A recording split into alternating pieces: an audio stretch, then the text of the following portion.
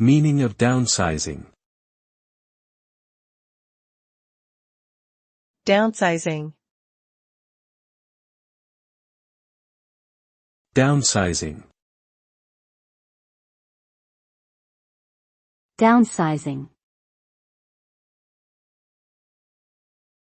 Downsizing. Downsizing refers to the process of reducing the size or scale of a business by cutting costs and trimming staff levels.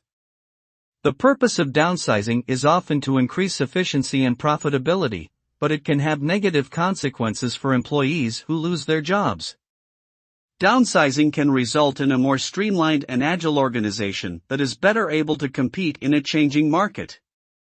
However, it can also lead to a loss of morale and productivity among remaining staff and damage the company's reputation, especially if executed poorly.